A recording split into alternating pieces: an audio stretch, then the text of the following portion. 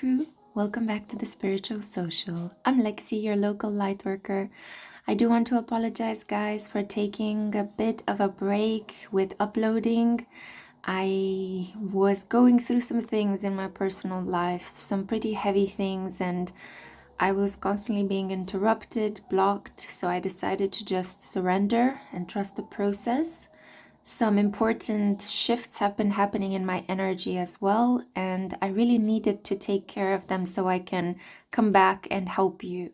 So now that the situation, the energy is a bit more stable, I feel a bit more grounded, able to tackle many things at the same time. I am ready to create another pick a card reading for you guys. I know that times are very strange. There's a lot of chaos, there's a lot of anger, there's a lot of fear in the collective. And because of this, I just thought I would step in and give you some sort of help as to how you can overcome fear. Saturn has been in Pisces for a very long period of time, 2.5 years almost. It is getting ready to depart. On the 25th of May, it will switch signs from Pisces, the last sign of the zodiac, to Aries, the first sign of the zodiac, beginning a completely new 29-year-old cycle. So it may feel like something collectively for all of us, because Pisces rules over nations, collective, boundless brotherhood and humanity and sisterhood as well. So it may feel like the collective is crumbling apart while something wants to break out, something emergent needs urgent attention. And that's the fighter spirit. That's the I will survive this no matter what. I'm going to come up with creative ideas. I've got this. I'm going to find a way. Somehow I'm going to find a way. And that's Saturn and Neptune in the brave, bold, charismatic sign of Aries. But more about the astrological aspects on my second channel, The Spiritual Cosmos. I urge you to go there and subscribe. I have been a bit more active there with shorts, mostly because the world of entertainment is moving really fast, while the spirit world needed some readjustments. So here I am. I want to give you some sort of support, advice, inspiration as to how you can overcome fear. And I decided to give you a choice of 4 Lenormand cards. These are cards taken from the Romantic Lenormand, a deck that I absolutely love, which was kindly sent as a gift to me by a lovely subscriber, Stella. Thank you kindly for all the gifts, all the love, all the support, all the private messages and emails you guys have been sending me. You have no idea how much you have been keeping me afloat. And it is because of you guys that I keep returning to the craft, because I feel that because of you guys, it feels like the work I'm doing has some sort of meaning and purpose. And since I see it is working, it is helping you, that's the biggest reward I can get. So thank you kindly for keeping in touch, for letting me know, for giving me feedback. It is appreciated. I read everything. And even if I'm not able to reply very fast or at all in certain cases, don't worry. I still think of you guys and I love you so much. So the choices here placed in front of you are the Clover for group 1. In case you need a close-up, let's just move the camera closer. You can also go by the number. We have number 2, yeah, or the color. We have here the ship. Your ship is coming in group 2, but you actually have number 3. Okay, for you group 3, we have number 5, the tree. For you group 4, we have the clouds, number 6. The clouds is a bit of a heavy card in Lenormand, but you know, when I was shuffling these options, I just randomly allowed them to pop out of the deck. The clouds dropped to the table. I thought, no, it's a heavy card. I don't want it as part of the spread. I want something positive. I shuffled again and the clouds dropped again. And I was like, okay, who am I to argue with spirit? This card needs to come out. I have a feeling it may inspire some of you to choose this option. Okay, so it could be that you identify with some of the energy of this particular card, and I shouldn't meddle with that. It's not all rainbows and cuddles and positivity. Life has a mixture of good and bad and gray areas in between. And we need to honor that, okay? And as you guys know, I try to be as honest and as transparent as I can, keeping in mind I'm also a human being, and I'm also doing a lot of shadow work, and I'm also learning and growing, and I've made a lot of mistakes, especially in the last 2 years. I had some ego work I had to attend to, but hopefully this will help me in my career as a therapist, which is a dream of mine. I want to actually concretize in the next 2 years with some additional training. So fingers crossed that will work out well, but I will not be giving up this work. This work is so meaningful to me. I love it. I love astrology. I love doing tarot. It's just I've been incredibly blocked in the last period from doing this kind of work. But here I am, and nothing is gonna put me down. So yeah, thank you kindly for being here. I appreciate so much that you're hanging out with me, that you made a choice out of all of the beautiful videos out there, that you chose me, that you're here. I would appreciate it if you like this video so it gets distributed to other people. And subscribe as well if you're not already subscribed. Just make sure that you're part of the family. It's like, giving a like, a subscribe, it's like saying hello. And it's helping me come back and create more videos like this one. So with all this being said, yeah, let's jump straight into the reading and find out, how can I help you today? What do you need to know about overcoming fear? See you at your pile. Hi group 1. Hello darlings. I'm so happy to see you. I'm so happy to be hanging out with you again. So this is for those of you who are drawn to the Clover Lenormand card.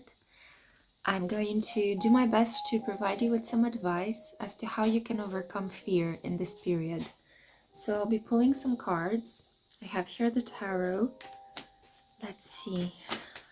For group 1, spirits, angels, ancestors. How can group 1 overcome fears? Okay, so you got the 9 of Wands. I also see here the 2 of Cups. Oh, beautiful. I see here the Queen of Wands, Aries, Leo, Sagittarius, female energy. I also see here the Hanged Man, Neptune. And finally, the 10 of Swords. Wow. Talk about brokenheartedness, betrayal. And here is the oracle advice. Loving the self on all levels. So right off the bat, I can feel that there is a fear of being yourself, a fear of expressing yourself. Damiana, the beloved, which could be negatively affecting your capacity to relate to somebody. Impulse, there is a big, big heart in this image. And two doves, 2 white doves, but they are on the other side of the edges of the heart. And then we also have here Medein. I think that's how you pronounce it, or Medeine. This is the wild spirit. And it's a beautiful forest maiden holding a rabbit. Rabbit is a symbol of spring, symbol of Easter. We are approaching Orthodox Easter very soon. It is also the symbol of fertility, but rabbits are also very afraid. You may be born in the Chinese year of the rabbit, lunar year of the rabbit. So I see here a great fear of being yourself, which is blocking your capacity to love not only yourself, but somebody else. I see here an individual that is very defensive, somebody who really has their guard high up. This individual is you, and as painful as it is to admit this to yourself, it would be better if you would allow more people to come into your life, to melt the icicles of fear that are surrounding you, your aura and your vibe. You could be a person that was naturally born with a sun in Capricorn. So Saturn rules your solar light, your energy, your identity, and it freezes it. And the more you grow, the more warm you become. The more experiences of life you gather, the more comfortable you feel being alive. That's why with Capricorns, you need to have patience, because you're really going to start to live your life later on, later on than most people. Yeah, you are a late bloomer, a child at heart that is allowed to be childlike later on in years. Or you could be having the transit of Saturn at the moment on your sun. There could be some sort of Saturn square blocking you, Capricorn ascendant, Saturn on the ascendant. So you feel the need to protect yourself because there's a lot of fear you perceive from your environment. It's like, oh, at any moment now, somebody could say something that could shock me. I need to be prepared, or somebody may attack me or touch me inappropriately, or I don't know, bump into me. So there are a lot of these fears. You're very sensitive to your environment. You're sensitive as yourself, as a human being. Your senses are heightened. So you build up these walls, and you find it hard to accept people around you, and thereby you find it hard to accept yourself. You're not comfortable with yourself. You could be fidgeting a lot. I feel the need to scratch my back right now as I'm saying this. Yeah, there could be this feeling of shame or awkwardness. So when love comes knocking at your gate, you tend to push people away, and you reproduce this pattern of nobody wants me, and I am by myself. Why does this always happen to me? Why do I always end up alone? And you don't realize that you have a very active role to play in this whole situation. You tend to say no to people when they want to come closer to you, when they want to get to know you, because you are afraid that these people that you see as different from you, as external from you, you are afraid that they may criticize you or they may take advantage of you. So you push away most people, good and bad. And in order for you to overcome fear, you have to partner up. You have to start saying yes to invitations to go out on a coffee date, on a lunch break, just on a normal romantic date, whatever that means in 2025. But when people ask you to go out and do things with them, or they just ask you to spend time with, they want to spend time with you, and they just ask you, hey, would you like to do this? Hey, would you like to do that? Just say yes more often. Yeah. You've taken this rule of no and setting boundaries with everybody a bit too far, a bit too extreme. Your boundaries are too high up. Nobody can see inside of you and you can't see outside. You are protected indeed, but you're protected from life.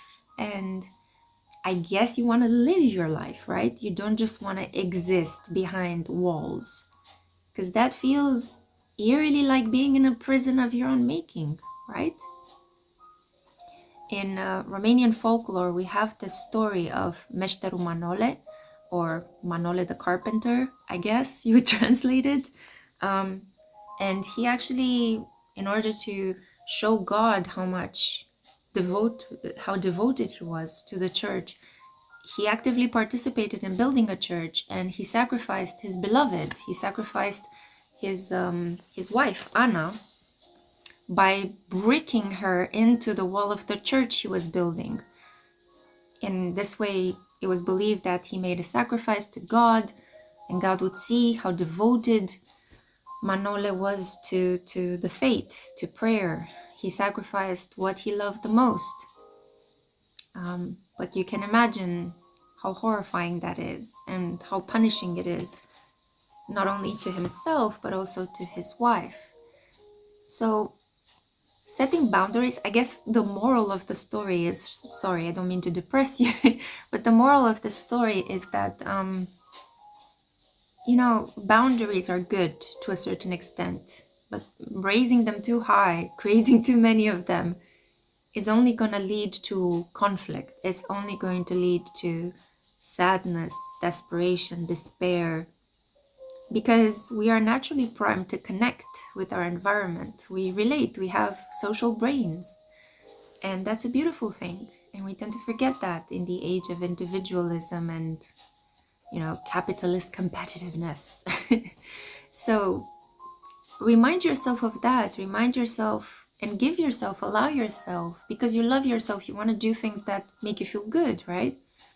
So allow other people to give you energy, other people to give you gifts, to give you cuddles, kisses, to give you a helping hand. You know, there's nothing wrong with asking for help, with asking for cuddles, with talking to other people, with showing people who you are.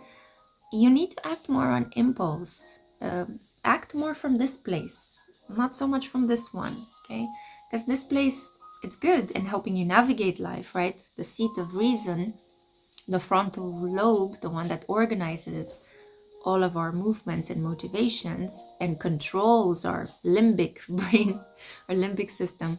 But too much of that, you know, when you're too much in the seat of control, is really taking the fun out of life. It's really taking the fun out of your experiences of making mistakes and learning from them. That's how we grow the most, by effing things up occasionally, you know. That's the beauty of life. I love to make mistakes. I've realized this.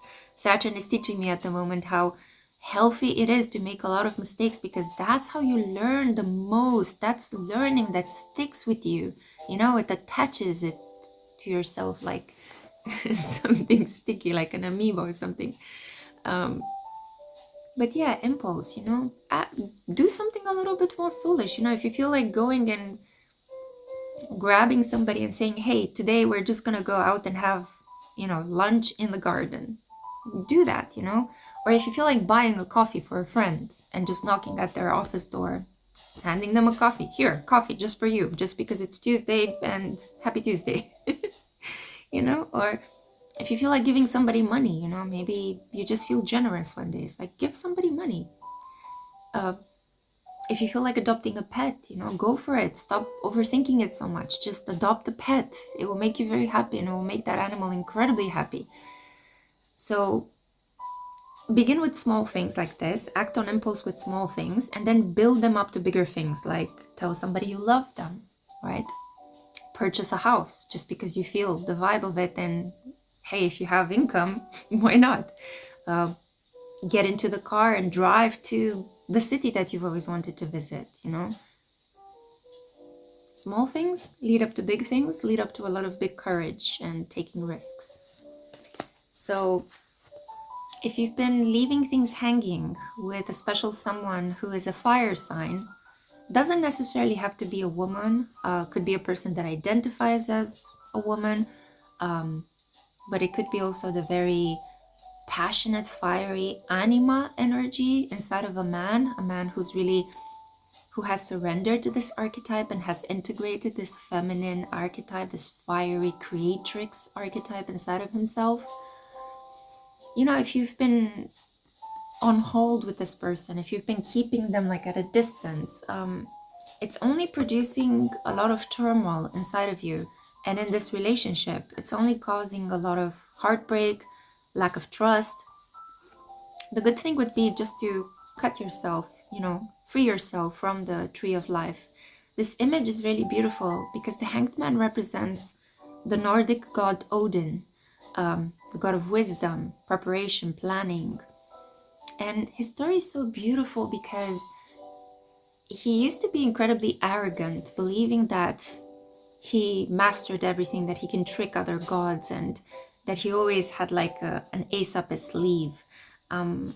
Until he actually went and, in order to gain more wisdom, to become even better, to have more supremacy and domination over all the other gods, he knew that he had to do something like a ritual, a spiritual ritual, which involved hanging himself up on the tree of life, on Yggdrasil, and staying there for a number of days. I think it was 7 days, if I'm not mistaken.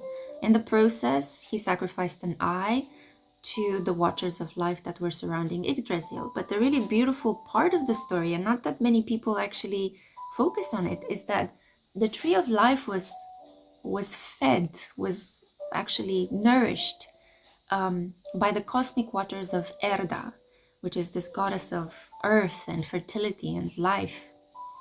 So you have here a very arrogant, know-it-all man, well, god, okay, who came and sacrificed a part of himself, an eye, so that he could be able to have one eye open towards the world and one eye looking inside of himself. And he sacrificed this eye to this wonderful feminine deity that was life-bringing and life-sustaining and nourishing.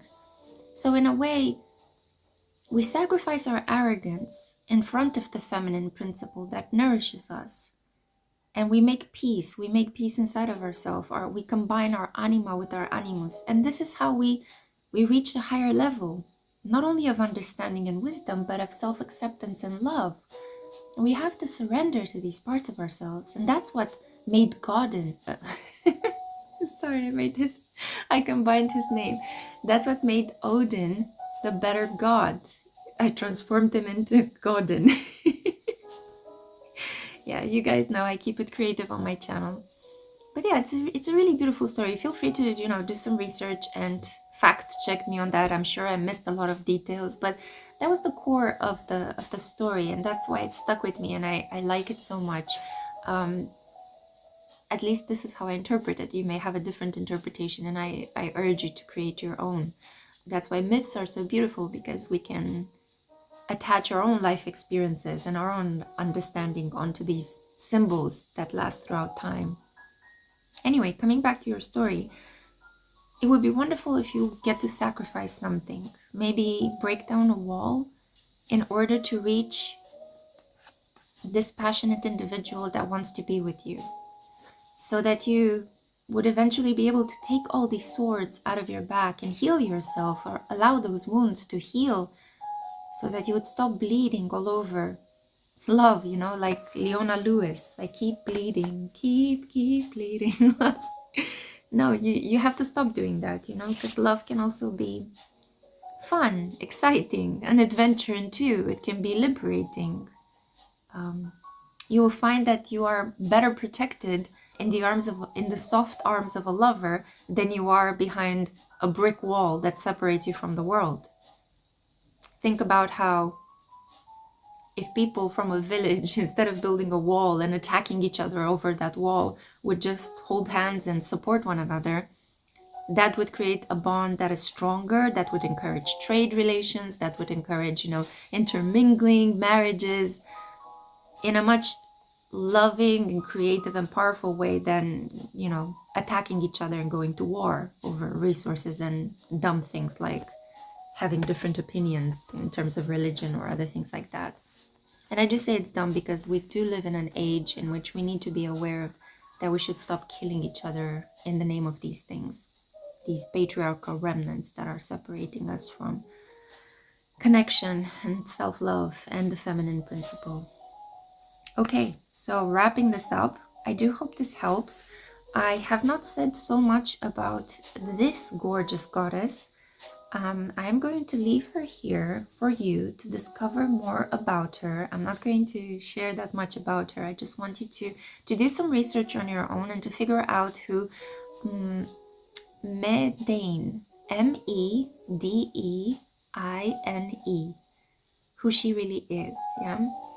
So keeping in mind the clover, the symbol that you were drawn towards, I do wish you good luck on your journey of overcoming fear. I hope this was helpful and it was nourishing.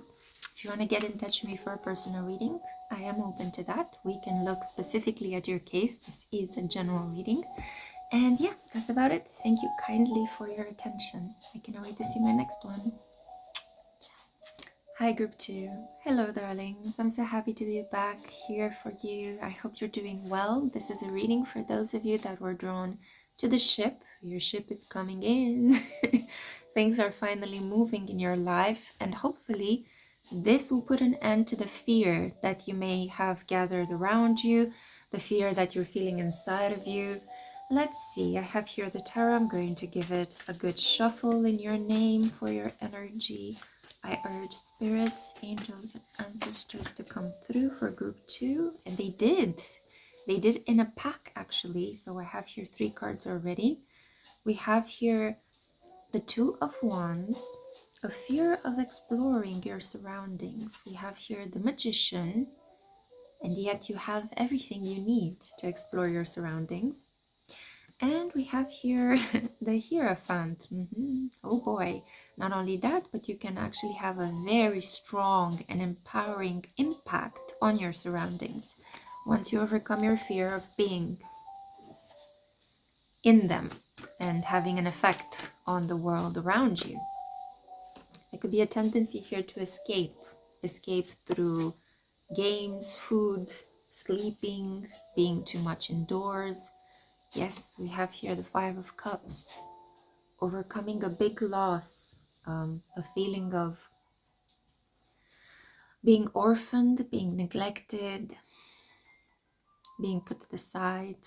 You may have been rejected by people you loved, put to the side, made to feel like you're an outcast.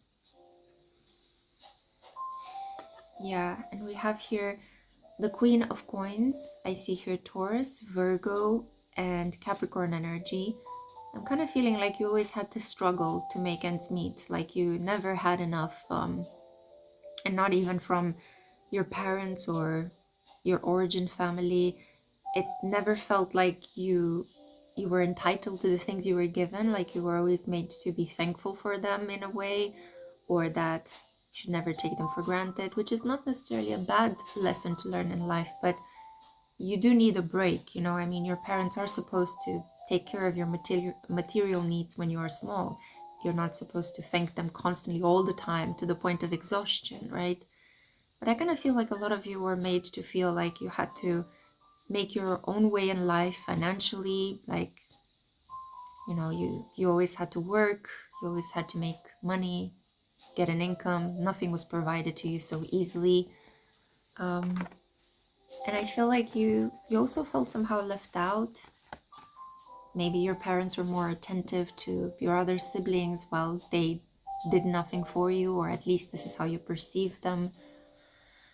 There could be a feeling that you only wanted love and they gave you material things in return, like expressing love by giving you food or paying for college, but not really giving you a hug or listening to you or really taking the time to get to know you and understand who you are, what you like, what you dislike. But I feel like you carved your own path, and there was a lot of magical thinking that went into the creation of who you are today. And I see here a fear of reality, mostly because magical thinking has been helping you so much. I'm reminded here of the book by Joan Didion, My Year of Magical Thinking, in which she used writing and escaping reality and taking really long walks to try to process the very fast deaths, that the losses that she had suffered in her family. Her daughter, very like at close distance, died from her husband, and it was a shock to her, you can imagine. And I'm only sharing this example. Joan Didion was a Sagittarius. I'm not sure if you are a Sagittarius. Sagittarius is important here because it's about perspective. It's about rising above the details of everyday life. And you have this capacity. It's a very beautiful gift that you're born with. You can see the big picture. You can see, if I make this right now, or if I take this decision right now, it will have a ripple effect. It will lead to these like bifurcating consequences. It will create this tree of decisions. It will branch out into many different ways. You are incredibly powerful. I see here Gemini and Taurus energy very strongly present. And yeah, steadfastness, stubbornness. Yeah, a stubbornness that gets you places and that helps you endure where others would have already given up. Yeah, I see that you are afraid of losing money. You are afraid of having your material comfort being taken away from you, because to a large extent, money and material comforts have been helping you fill the void in your heart. And for some of you out there, they may have been a strategy to help you cope with emotional rejection or emotional sorrow, just feeling left out. Like, you could still have family members alive, but you feel like an orphan inside, neglected, cast out, not being listened to, ignored, you know? It's heavy. It's heavy, and I completely empathize with you. You may have some very strong negative aspects to your moon. Moon conjunct Pluto, moon in Capricorn, moon in Scorpio, moon square, or moon in conjunct Saturn or Uranus. But I see that what can help you liberate yourself is going out into the world, traveling more, meeting people from other cultures. This can really help you understand that there are other things that people value. There are other ways to think of fulfilling your emotional needs. People think of family relations in a variety of different ways. Because you could have a very traditional understanding of what family means and what money means and what work is supposed to mean. And if you travel, you're going to discover a number of interesting ways of thinking of family, thinking about work. Like, if you only think about how Italians relate to work compared to the British, compared to the Japanese, it's very different approaches to work life, work schedule. Yeah. And those are just some examples that came off the top of my mind.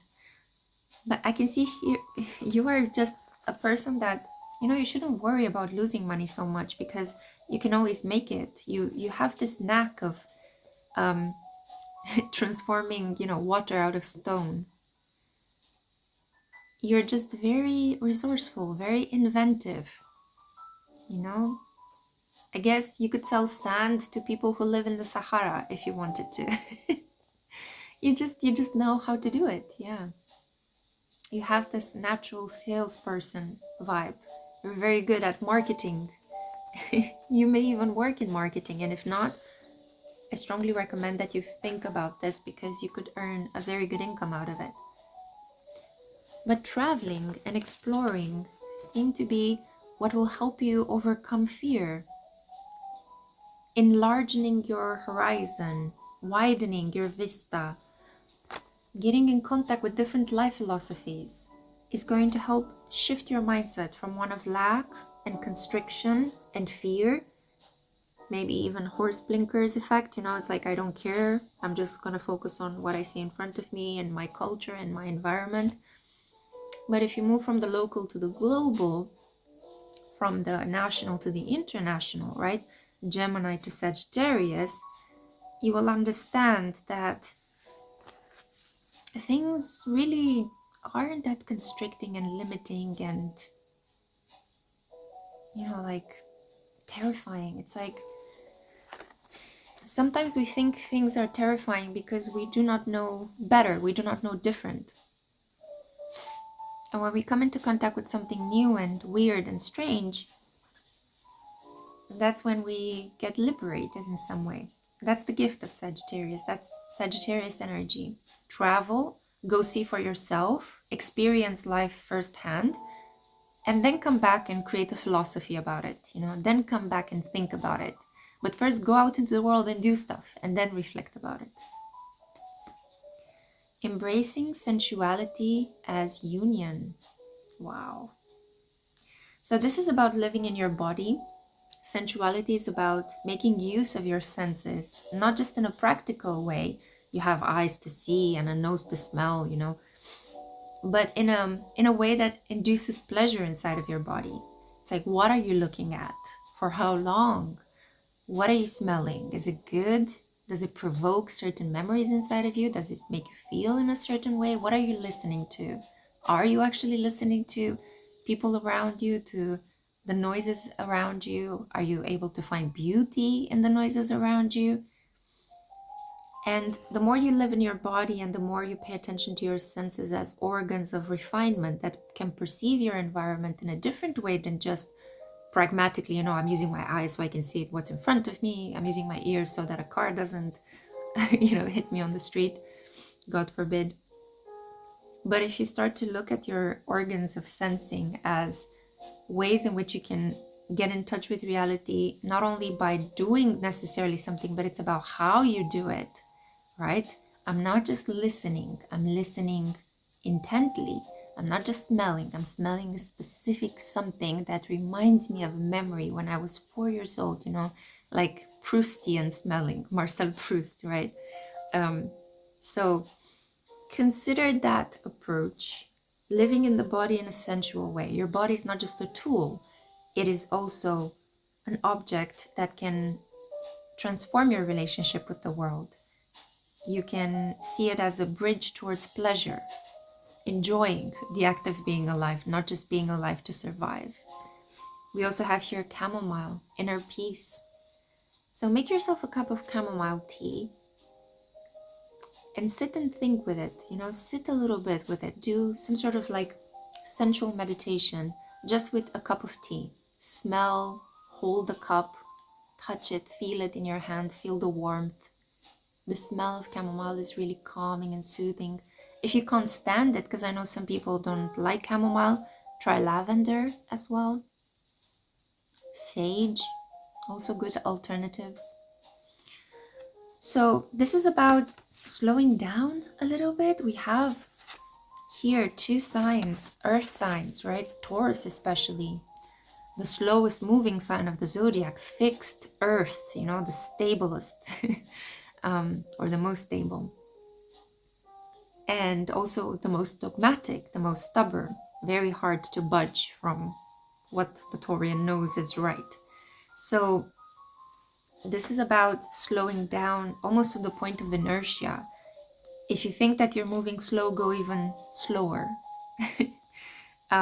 We also have here reconnect.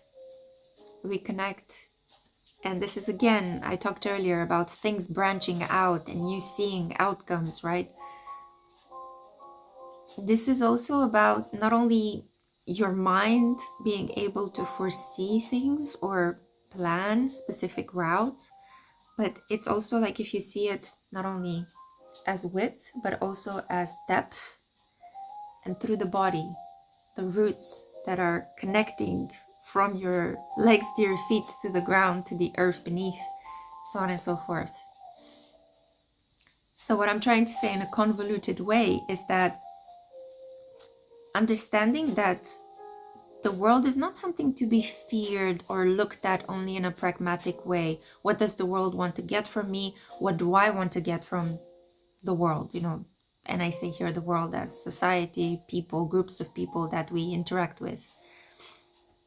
And I feel like if you stop seeing this relationship as something utilitarian and see it as something pleasurable, as something fun, as a game, as excitement, I couldn't even say the word excitement, you know, like even the word excitement in your reading needs to be tempered down a little bit. If you start to see the world around you as a source of fun and pleasure, you are going to melt away this fear and you're going to be feeling more at home in the world rather than needing to cower away from it or to protect yourself from it, right? So slowing down and sensualizing your experience of the world by first of all acknowledging your body and your 5 senses and checking whether they're working properly. You know, make sure medically that everything is going okay, that you can see well, that you can hear well, right? That you can taste well, smell well. Speaking of smelling, I'm also due for an operation pretty soon, so fingers crossed that's gonna work. So I'll be able to breathe better and smell better. But enough about me, let's talk about the goddess that is keeping an eye on you. So she's a very mystical, secretive spirit. We have here, I think I'm gonna pronounce it okay, Kaylee, right? So she's an Irish, Scottish folk image, a witch. She rules over the weather. But in general, she's kind of hard to pin down. She appears here as the guardian of secrets. And I kind of feel like, you know, we had a Romanian writer called Camil Petrescu, and he had this obsession alongside Lucian Blaga, another Romanian author. They both had this obsession with the mystery of the world, and you shouldn't pierce the mystery of the world. And that's the whole fun of life, the fact that things are unknowable and that we're so obsessed with getting to the bottom of things, and the more we get to the bottom of things, the less they make sense. And what both Camille Petrescu and Lucian Blaga had in common was the fact that they were born under the sign of Taurus. Yeah, so we are approaching quite fast Taurus season from the moment when I am filming and releasing this reading. So it could be that this may speak to you. Maybe you have some very strong placements in Taurus: Mars in Taurus, Venus in Taurus, North Node in Taurus, Moon, Sun, and Ascendant. And my nose is itching, which means that spirit is present. Thank you kindly for being here. So this may resonate very strongly with some of you out there, and I'm very glad for it. So understanding the core characteristics of why we need the energy of Taurus as part of the zodiac, as part of the human experience here on Earth, because Taurians remind us to slow down. They remind us to preserve things, to maintain them, to not let go of what you have worked so hard to achieve. Taurians remind us that we are part of nature. Yeah, we are animals, we are beasts. We aren't just philosophers and, angels. We forget that sometimes, So it's important to remind yourself of that. And there's nothing wrong with being an animal, with being a beast. It's something very natural, very organic. You feel part of the world, you feel connected. And there's a certain purity that animals have, right? They don't second guess or doubt themselves or throw pity parties for themselves. They just experience things. And they're very brave most of the time. So slowing down, reconnecting with the body, embracing sensuality will lead you to a state of inner peace that is going to unlock a lot of love. And as you know, love is the one that melts fear and the one that gives you the courage to live another day, to bless the people around you with your energy and presence. And I think that on this high note, I'm going to end your reading here. I feel very called to be silent right now. I think I said enough. I'm just going to remind you of the card that you were drawn at the beginning, the ship. And as you can see, it's such a bold, bright, beautiful energy, just like you. Yeah. Thank you for listening. I just need to remind you that if you want a personal reading, I am open for those. I would love to look with you into your specific situation. If you have a fear that you need to overcome, I'm here to help. But if this is where I leave you, then take great care of yourselves and sail away nicely. You may want to listen to Tim Buckley, Star Sailor, or Star Sailor, the alternative rock band, the British alternative rock band. Really good. Highly recommend. Anyway, thank you so much for being here. I cannot wait to see my next one. Ciao.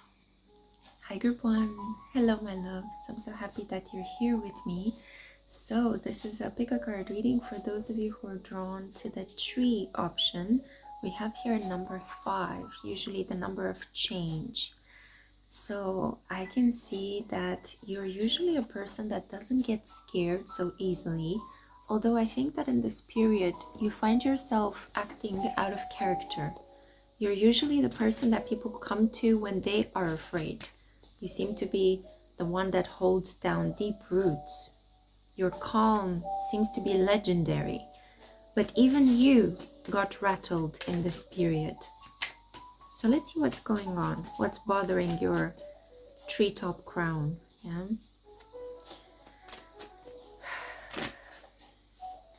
Okay, the angels and spirit have given you the 7 of Wands. I'm not accepting any reversals in this reading, just so you know. I have the 6 of Swords. Okay. I have the 5 of Swords. The energy is downgrading. I have here the 10 of Pentacles. This is my pile as well because, yeah, I did a reading for myself earlier with the same deck and I got 3 of these cards that appeared for you as well. And we have here the 3 of Cups. Okay, so You could be a light worker. You could be a member of the spiritual community working in the service of the collective. And yeah, you're usually a person that's very strong, very stoic. You like kick fear in its proverbial, nether regions. And you're usually quite peaceful, quite calm. You have like a sound, solid head on your shoulders, as they say. And you're able to ward off negative energies. It could be even your skill, your craft as a reader, as a spiritualist. That's what you do for a living. And I feel that, unfortunately, there have been such toxic words. Maybe you've been listening to news more than you should have. Maybe you've been constantly interfered with, sound-wise. There could be a lot of noise, a lot of toxic noise pollution in the area where you work, where you live. People may have said some awful things to you. You could have gotten some negative feedback.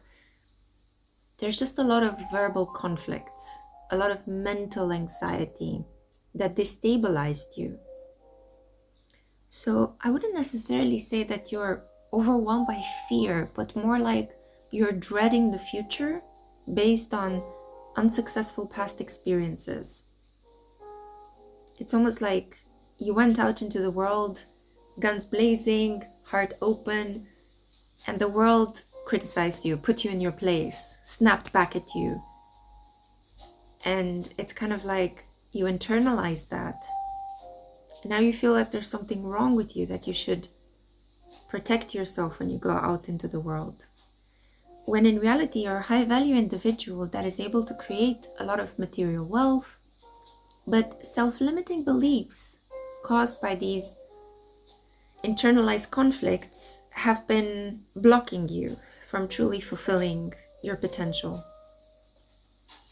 What you actually need to melt away this fear is to have more fun, to go outdoors and be with people and drink with people, eat with people, go to a party, go to an event, a celebration, go to a conference, go to a rock concert, go to a festival. You need to socialize with other people. You've been too much of a hermit. You've been fighting the good fight over here, but it can be exhausting if it's all fight and no play. You might as well just get a fun partner, a date, somebody like a sibling, somebody that you're close to, and just go out and play fight. Combine the two, right? Don't do just one to the detriment of the other, but combine the two, balance them out a little bit. It's kind of like you've been a lot in this Mars principle, and Mars is about action.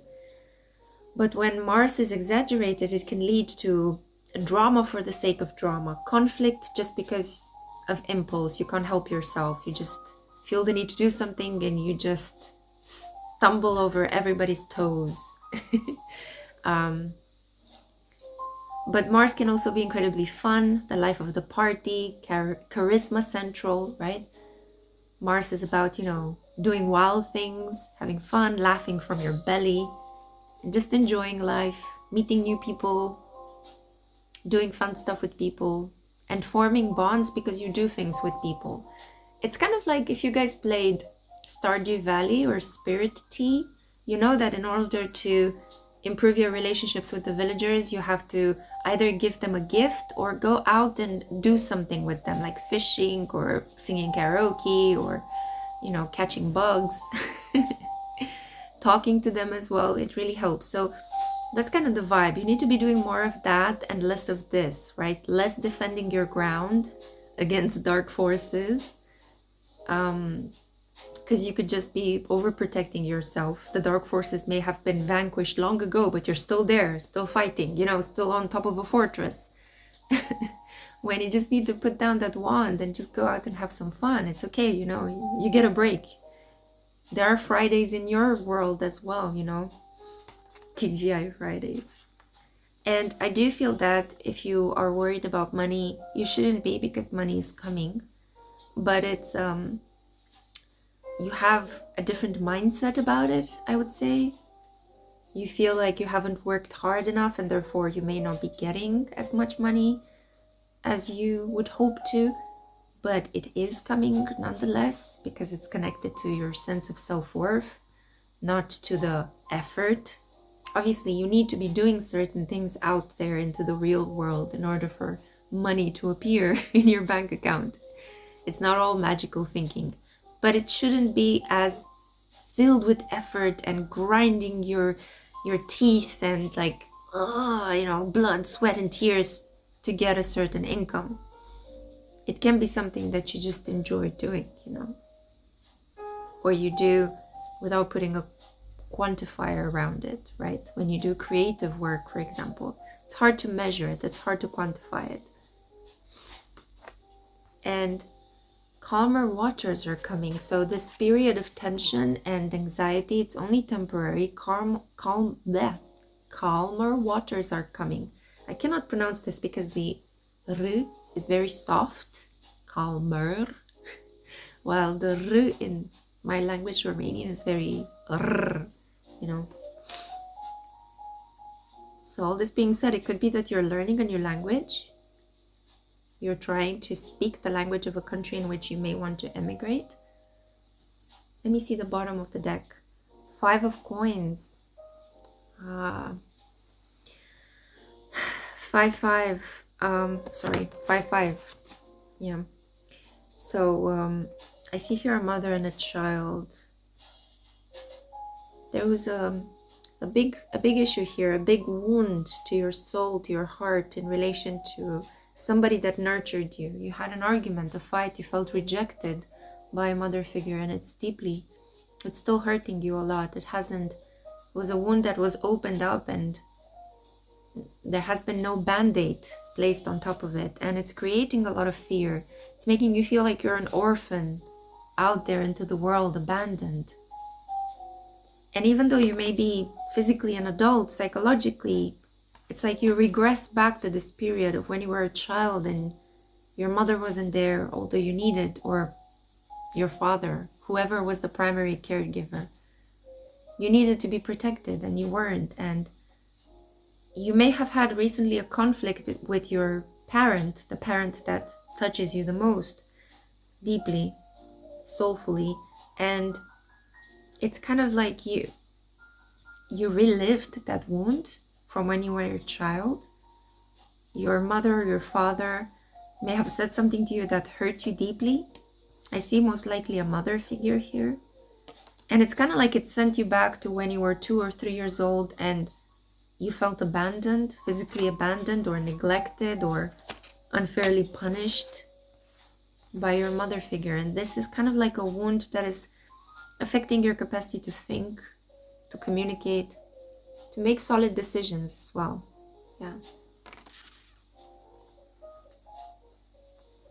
Let's see your cards, the rest of your cards. We have here number 27, manifesting the future. Whoa, okay. I see, you see, this is the image of a man, the head of a man in your future. It's kind of like you're wondering whether a specific man is still going to exist in your future. And your relationship with a man could be the foundational stone towards the future that you hope to create. It's like you may not have given up on love, but you fantasize about being together with a partner, getting married, and this partner is coming. I'm also seeing mother worth, strength, and we have here Leo energy, Venus, the womb, the waters of the womb. So fertility, being loyal to the family, creation, Venusian energy. We also have here heal. So I'm kind of getting the sense that the fear that you may be perceiving at the moment, it's the anxiety right before creation. It's kind of like, that feeling of anticipation and kind of like excitement, but also mixed with fear and anguish because something is coming, but you don't know exactly from which direction, but you feel it. It's like, like the hairs are standing up on your arms because you feel a presence.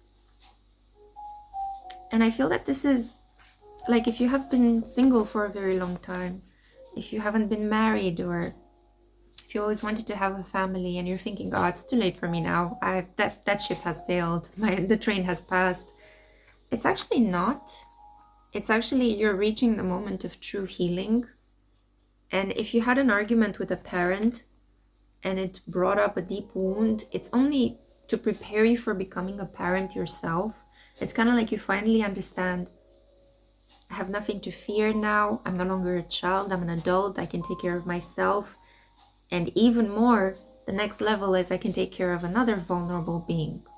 I can take care of a child myself because I'm healing my connection to my own inner child. I no longer need my parents because I'm preparing to become a parent myself. There is a partner in my future, and this partner's love is going to help me heal and bring life into being. Yeah? And you're going to require a lot of courage.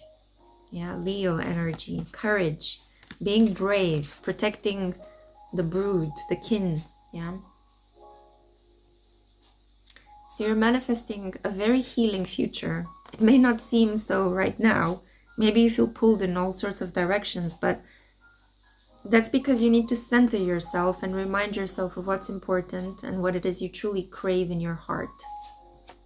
And just be honest about it, admit it. Don't run away from it. Okay, you have here Angarboda, okay, a phenomenal deity. I'm not going to say much about her. From what I remember, she is this colossal snake-like image, and the snake can be deceiving, but it can also be healing. And I also see here inner strength. Again, it's repeated, right? So you have strength here, and then inner strength. It's like, oof, a lot of strength. You had to put up with so much. So much has been planted onto you, dumped onto you. Life's responsibilities were weighing heavier than, Atlas's world on top of its shoulder. And you had to be careful not to shrug, right? Just like in the title of the book, Atlas Shrugged. Well, in this case, you didn't shrug, okay? You maintained ground. Even if the weight sometimes became so heavy, there wasn't room for you to heal. But now, this is a very healing period. So forget everything that has happened in the past. It's like you're entering into terra incognita. And it's actually going to be a lot more soothing, more sensitive. You'll be able to kind of drop the world from your shoulder. Just breathe a sigh of relief. Give your body a break from carrying all that massive responsibility. Angarboda is here to kind of take that energy away from you. Yeah, you've been carrying not only your issues and problems, but other people's problems and issues. And now it's time for you to finally step into this feminine vibe and create and manifest and love.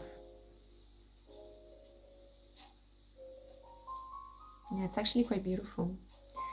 And I think I'm going to end here. That's it. It's beautiful. Let's wrap it up. So, yeah, I don't have anything else to say. Just, I was tapping my right shoulder.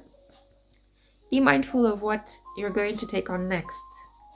Tread lightly. You don't have to actually take on so much to prove your worth. You can go softly through the world. You don't have to say yes all the time to solving people's issues, yeah. Unless it's your job to heal others, right? Unless it's your job to work as a healer for the collective. In which case, yeah, say yes to your clients. Thank you so much for listening.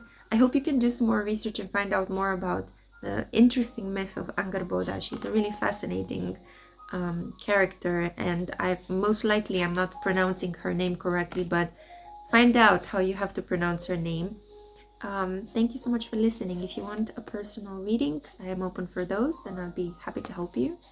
Yeah, and this is, I think, where I'm going to say goodbye. Take care, and see you in my next one. Ciao. Hey, group 4. Hello, I'm so happy to see you again. I hope you're doing well. So this is a reading for those who are drawn towards the clouds. I almost felt like saying hi group 6 for some reason, because we have the number 6 on this card.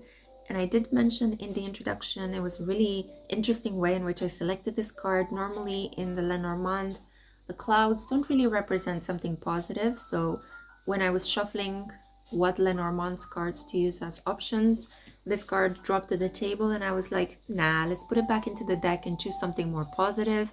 And I shuffled again and it dropped again.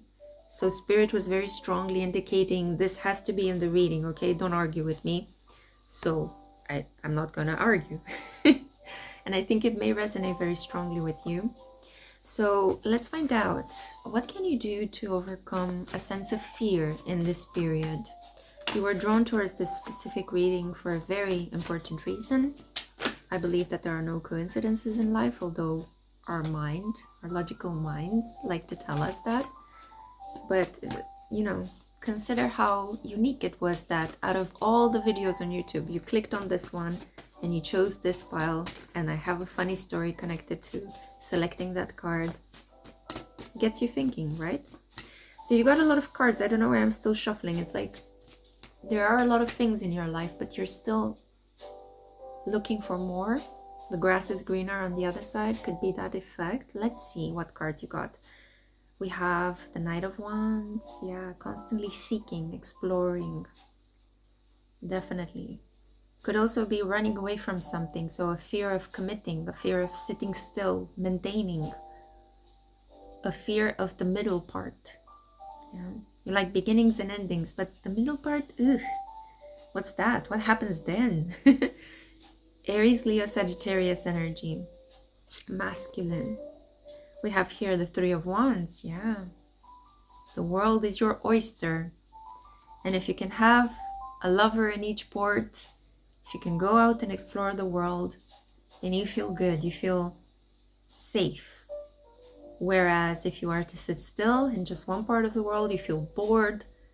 You may feel like you have cabin fever. You may feel suffocated by responsibilities. Same old, same old. I think there is an aversion to routine here. When I'm saying these things, I'm not judging you at all, because I have a stellium of Sagittarius energy. I have Jupiter in Aries conjunct the North Node. I also dislike conventional 9-to-5 jobs and corporate work and routine. And I only do it because I have to. So we have here Page of Coins. Yeah. And we have the Two of Coins. I think you're starting to understand how much this desire to explore and constantly seek new things, and how your sense of bravery and boldness is also leading you to a state of immaturity, and it's incurring a certain cost in your life. You're finally feeling the costs, the material costs of this kind of behavior. Whereas in the past, you only saw the positive aspects of this kind of behavior. It gave you life, it made you feel excited, it kept you fit and in shape, it made you feel like you had something to look forward to, it made you feel like life is safe. Now you're actually seeing, hang on a minute, on second thought, I may be seeking a type of freedom that is illusory. It's not really grounded in something long-lasting. You know, you could be reaching the same kind of conclusions in your personal relationships. You could be doing the same kind of things. There could be a pattern, like once every 2 years or once every 3 months. The same thing happens, you know, and you get pushed to run away or to explore something. So the fear here is a fear of maintaining, a fear of focusing just on one thing. With the Two of Coins here, it's kind of like you like to always have an escape hatch, you know, an exit sign. You want everything to come with an exit sign. For example, you buy a house, but you want to know that you're going to be able to resell it should you need to. You get into a relationship, but you never truly commit, or you're never truly intimate with that person all the way through like mind, body, and soul. You could just do body, right, without the soul. It's like you want to keep a level of detachment. It's like, okay, this is where I stop, you know. There's a limit to your love. Like in the song, right, by James Blake, there's a limit to your love. So maybe you want to listen to that. It's a very beautiful song.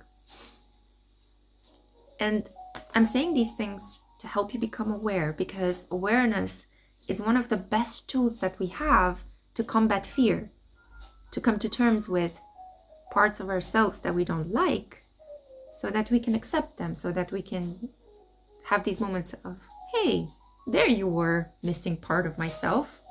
Let me just love you. And then you become a whole person and you feel a bit more lighthearted. You don't feel so unsettled. Let me show you the oracle cards. So yeah, the clouds here. Before I jump into the oracle cards, I have to say something about these clouds. It's kind of like, clouds are interesting because they come and go, right? They're weather phenomena that are temporary. And it's very rare for large mass of clouds to constantly be standing above a city, unless you live in Paris. You know, you know. I'm joking, of course. But there is this energy of fleetingness, right? Again, something that is not permanent, something that comes and goes. It's airy, it's light, but it's also, there isn't much depth to it. There isn't much solidity, you know. People may not take you seriously, or they may not respect you as you would like to be taken seriously and respected, because you're projecting this image of airy fairy, you know. I'm here today, I'm gone tomorrow. So of course they're not going to invest time and energy and effort and money into you, because there is this sense of like a lack of reliability, right? Like, what's the point? You're gonna be gone anyway, so might as well not bother, right? But you don't want that, right? You want to be seen as a person that is solid, that people can rely upon, that people think of. You want to be seen as a hero, a heroine, a savior, a trustworthy member of society, somebody that's, you know, doing things and is brave and it's pioneering and it's exciting, an exciting person, the life of the party. And you may even want to be seen as like a generous individual with animals, taking care of animal rights or taking care of pets. Let's see the other cards that we have here. Ego issues. This is what's causing you the most fear, your own ego, your own limits. You set yourself up for failure, self-sabotage. We have here passion flower. The key to coming out of this is surrender, moon conjunct Neptune. You need to know that you don't know all the answers, that you can't be expected to have it all figured out, to be everything for everyone all the time. Some things you just need to let go. You know, you need to surrender. You need to just accept that you will not get a conclusion. You cannot predict what's going to happen, right? Some things do not end. They just are in limbo all the time. They're in this weird in-between. Some things are just plain confusing. There is no truth. There is no big ending. A chapter does not finish. It just continues on in perpetuity. And that's part of the spiritual experience. Being comfortable with letting things go, with not knowing if they have ended or not. And the ego here is also about, you know, like these knee-jerk reactions that we often have, these moments when somebody offends us or is working against us, even though we may have asked them to stop doing something or stop saying something, you know, and they continue, and you feel provoked and you react with this, I'll show you, you know. And then you go out and you do something that could backfire and you end up feeling like you lost something important to yourself. If only you would have paid more time, observed your environment, and not reacted on the spot, right? So the ego is teaching us these really important, tough lessons. Yeah. Sometimes the ego is also taking away what you have gained in order to help you understand that being downgraded, being demoted, being rejected, being fired, having something that you worked very hard for being taken away from you, it's a lesson in helping you detach from it. You were too passionate about that aspect. Like, for example, let's say you worked hard to buy a house and something happens and you have to let go of that house, you have to sell it. And you were too attached to the idea of property, right? You were too attached to the idea of, I need to own that to feel safe in the world. When in reality, no. Your safety shouldn't be conditioned by property. Your safety should be something intrinsic that you feel because you have faith that life is going to see you through to the end. We often find safety in the arms of other people, in just the act of interacting and loving the world and everything in it. So while that may seem illusory on the surface, it's actually more solid than what we believe to be really solid things in life, like having a car and a job and a home. These are not solid things in life. And natural disasters, destroying your car, or an earthquake crumbling your house, or a fire taking it away, are moments when our ego gets detached through an act of surrender so that we can understand what really, really matters in life, which is connection, relationships. Oh boy, and that's easier said than done, right? Creating personal space. And we also have here Santa Muerte, remembrance. The lady with the scythe is around you, watching over you. Don't be afraid, okay? She's just here to remind you that life has a deadline. You can only do a certain thing in a limited period of time, right? For example, you're only fertile up until a certain point in life. You can only do high jumps and athletics up until a certain point in life. Although there are exceptions, obviously, to the rule every time, but generally speaking, you can only do certain things at a given time or by a given time within certain limits. And this is also a reminder that when you become aware of your own mortality, you are able to really mature into the present moment. You understand that the present moment needs to be maximized, and you stop worrying so much about the future and putting things off for the future. You stop procrastinating and you start living, because you know that your time is finite, so you might as well move forward and quickly with the act of living, of experiencing things. It's a deep moment of growth. You go from the puer eternos, or the puella eterna, to the image of the mature individual, right? You've matured. And what I basically said earlier, it's just Jungian terms, and it's the Peter Pan complex.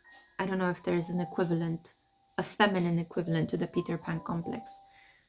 But there is this understanding that you have to sacrifice something in order to grow into the individual that you have to become, into this mature individual.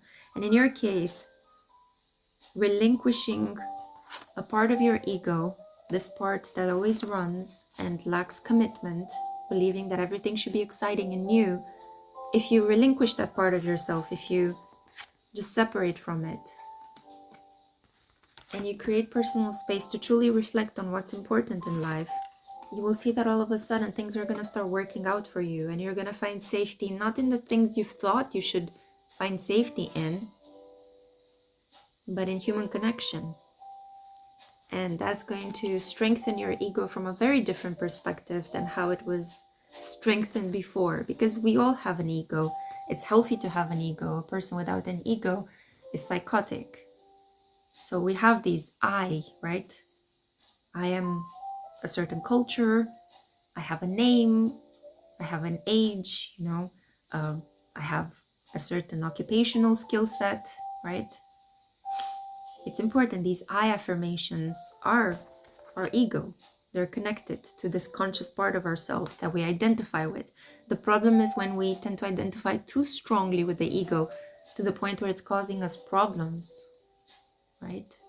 And we begin causing problems to other people as we project onto them stuff that we should be dealing with responsibly in ourselves, right? That's the issue. But I'm here to let you know that Santa Muerte is watching over you, and she's carefully helping you understand parts of your shadow. And she's bringing awareness to those moments when you self-sabotage so that you can learn from your mistakes. And that's such a beautiful gift to be given, the gift of awareness, to know when you've said something wrong, to know when you've done something wrong, to know that you made a bad decision and you could always go over and correct it, make a better decision, right? You're not stuck. The ego wants you to think you're stuck, but you're not stuck. You can always correct, improve, make amends, apologize. Always. Indeed, certain things are harder to apologize for, right? Than others. Like, if you murder somebody, it takes more than just an apology to atone for that level of karma. But if you have burned a bridge with somebody and you're still thinking about that person and you want to make amends, what's stopping you except the fear surrounding the ego? So in your case, I see that a sacrifice is necessary, a surrender of some kind. And you will understand what kind of sacrifice you need to make by taking some personal space, by not really reacting impulsively and running away from things, but sitting with them and seeing what are they telling you, right? In this personal inner space that you're creating, instead of running away, just sit with it and see, what does this feeling want to tell me? How can I create more stability in my life? How can I stop juggling and just focus on what really matters at this point in time? And in this way, you can dispel the image that you are drawn to, the clouds, and allow the sunshine to come through, which is kind of like this metaphor for your awareness, right? Becoming aware of both your strengths, but also your faults, yeah? Issues you need to deal with and integrate. Saturn could be playing a really important part in your life, as well as Pluto. So I only wish that the gods of change, as Howard Sasportas likes to call them, Saturn, Pluto, Uranus, Neptune, I only hope that these gods of change are leading you towards increased growth, even if they sometimes have to shake a lot of things in our lives to make their presence known. But it's for your good. It's for your liberation, and you need to come to terms with that. I hope this helps. I really hope so. I hope it didn't feel like a weird lecture. It's a bit longer than all the other readings, but hey, it's more stuff for you, right? So thank you so much for listening. I appreciate you hanging out with me, spending time listening to this really long reading. If you want a personal reading, I'm open for that.